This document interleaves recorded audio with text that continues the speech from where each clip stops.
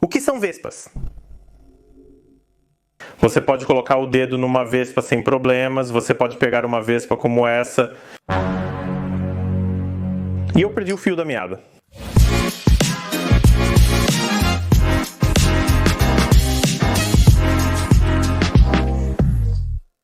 Vespas, pequenas malditas criaturas no mundo dos insetos. São animais com os quais acho que todos ou a maioria de vocês já tiveram contato, e toda criança sabe, ou mais cedo ou mais tarde vai descobrir, que é melhor não se aproximar desses pequenos insetos zumbidores, porque isso pode acabar de uma forma muito, muito desagradável. Sei por experiência própria, tive o desprazer de ser picado por uma vespa na infância. Muito desagradável, dói muito, é melhor evitar, nada legal.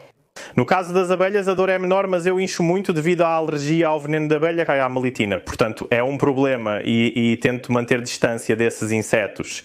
Na verdade, não sei se sou alérgico a vespas e perdi o fio da meada. Devemos ter medo de vespas? Eu não pretendo enganar vocês dizendo que não, porque as vespas são insetos potencialmente letais. E realmente, em casos drásticos e extremos, onde, não sei, tomamos uma bebida doce e a vespa entra sem percebermos e ela nos pica por dentro, isso pode acabar tragicamente para nós, certo? Não há brincadeira com esses insetos e devemos ter cuidado, especialmente com as vespas, que em comparação com os vespões parecem ser muito mais defensivamente agressivas. Fui atacado ou quase atacado por vespas mais vezes do que por vespões. Vespões, embora sejam maiores, embora pareçam mais ameaçadores, eles geralmente ficam de lá de boa e só atacam apenas quando necessário, em caso de ataque ou de defesa. Eles atacam em caso de ataque, porra. Eles atacam em defesa do ninho e outras coisas que possam ameaçar elas. As vespas são bem diferentes, menores, mais maliciosas e muitas pessoas, inclusive eu, têm a mesma opinião em relação a elas. O que tenho aqui é uma vespa verdadeira, que peguei há algumas horas na minha sacada. Achei que seria um bom tema para um filme. E claro, depois de filmar, ela voltará para a sacada, porque, bem, deixa viver lá, eu não preciso de uma vespa, além de mostrar a vocês e filmar para o YouTube. No entanto, uma das coisas que quero mostrar a vocês é que você pode colocar o dedo numa vespa sem problemas, você pode pegar uma vespa dessa. Vou mostrar aqui para vocês, ela vai balançar o abdômen, você pode segurar e colocar ela de volta na caixa sem ser picado. Alguns de vocês provavelmente dirão que isso é falso, que não é uma vespa, mas é uma vespa preta e amarela como um touro. Outros dirão que homem doente. Parece que perdeu um pouco da sanidade, embora eu não saiba. Ele pegou uma vespa, possivelmente foi mordido, grunhiu os dentes, fez cocô nas calças e agora o dedo dele vai inchar. Não, escutem, essa vespa realmente não me picou, porque ela não tem ferrão. Mas antes de responder a pergunta de por que essa vespa não tem ferrão, e não é que eu tenha arrancado o ferrão dela ou de alguma outra forma a desarmei de maneira brutal e cruel, eu gostaria de responder a outra pergunta, ou seja, o que são vespas? Alguém dirá que uma vespa é um inseto preto e amarelo, às vezes com um toque de vermelho, que geralmente deve ser evitado? Esta é a definição de uma vespa de acordo com um típico Seu João, certo? No entanto, as vespas não são tão simples, porque muitas espécies de himenópteros, que é a classe a que as vespas pertencem, podemos dizer que elas são desta classe que é incrivelmente rica, tem uma quantidade incrível de espécies.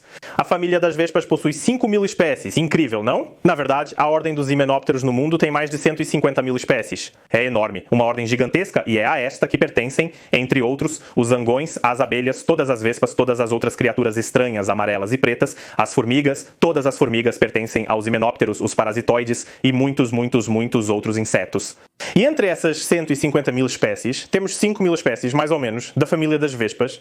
E essa família ela inclui todas as vespas, vespões, vespas de papel, todas as vespas de cauda, né? Ou seja, as típicas vespas, e basicamente acho que todas as espécies estão equipadas com um ferrão, se minha memória não me falha, acho que sim.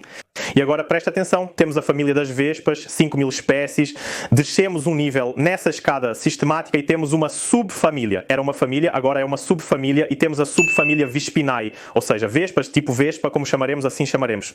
De qualquer forma, essa subfamília inclui todos os vespões, vespas verdadeiras, e agora na Polónia, contando com o nosso vespão, ou seja, com o vespão europeu, temos 3 espécies de vespas. Este é um deles. É algum tipo de Dolichowespula, me parece, olhando para a boca, será Dolichowespula. Em geral, todas as vespas são bastante semelhantes entre si, todas são preto-amarelas com uma menor ou maior mistura, por exemplo, de vermelho, e diferem em detalhes no abdômen, detalhes no rosto ou simplesmente detalhes na forma dele. Então, em suma, nossa fauna realmente não é muito rica em vespas. A maioria dessas vespas ocorre na Ásia. Lá temos muitas espécies de vespões, muitas espécies de vespas, vespas de papel e todos esses outros insetos que picam.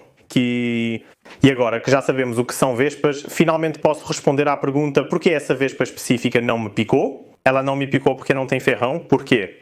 Porque, ouçam, este é um macho e os machos de todas as vespas, ou seja, os machos das abelhas chamados zangões, os machos das vespas, os machos dos vespões, os machos das formigas e de outros insetos não têm ferrão. Simplesmente essa vespa é completamente inofensiva. Ela não pode me fazer nada, porque simplesmente não é capaz, nem mesmo de me morder, porque suas mandíbulas são simplesmente muito fracas para cortar a pele humana.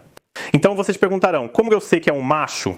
Eu sabia disso desde a primeira vez que olhei para esse indivíduo. Assim que ele pousou no vidro, disse, uau, vamos usar ele para o vídeo, porque sei que ele não será capaz de me machucar. É fácil distinguir os machos dessas vespas, basta observar suas antenas.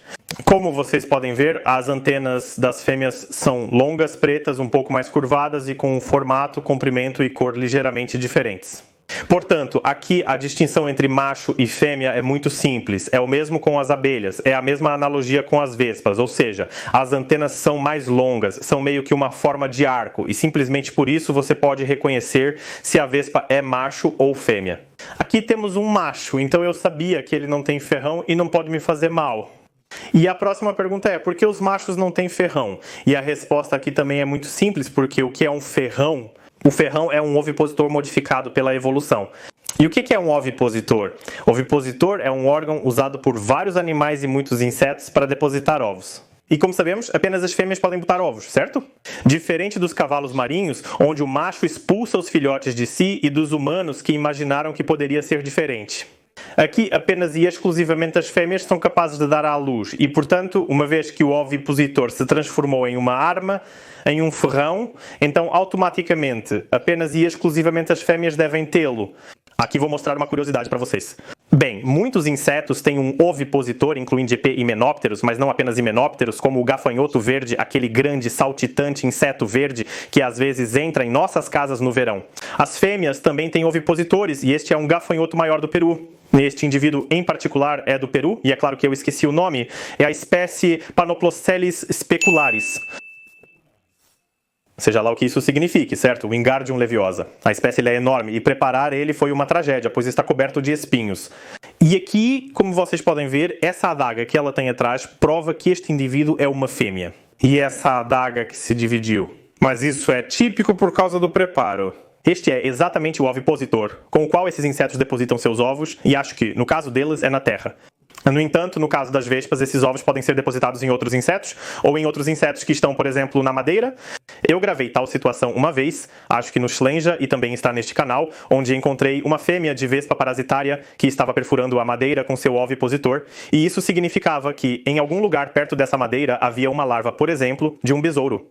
Esse inseto queria apenas perfurar a larva. Vespas são insetos sociais, como sabemos. Aliás, aqui estamos falando da família das vespas, que inclui as abelhas. Curiosamente, a maioria das vespas são insetos que vivem sozinhos. No entanto, essas vespas, ou seja, a subfamília Vespinae, que contém cerca de 70 espécies, acredito que a maioria, se não todas, levam um estilo de vida social. Elas são divididas em castas, rainha, operárias, entre outras. Zangões? Jesus, eu quero espirrar. Oh, Jesus.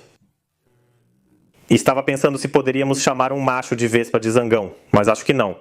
Zangão, de acordo com a Wikipedia, é um termo reservado exclusivamente para a abelha. Então vamos dizer apenas vespa macho, dizer para evitar confusão. Os machos das vespas servem para acasalar, as rainhas para botar ovos e as operárias para realizar todas as outras tarefas. A última coisa que eu queria dizer é o impacto das vespas para os humanos, porque as vespas são muito úteis, pois regulam a quantidade de mosquitos, elas comem várias lagartas e são polinizadoras. Então, em geral, são insetos legais e realmente, se não atrapalharmos eles ou eles não nos atrapalharem, tudo deve ficar bem. No entanto, o problema começa quando há interação entre humanos e vespas, e essas vespas podem transmitir doenças. Isso é outra coisa. Houve casos de vespas transmitindo doenças. No entanto, em casos extremos, essas vespas podem ser pragas, porque, por exemplo, elas roem o gado, ou se o gado tem feridas no corpo, as vespas também podem se interessar por isso, porque é carne.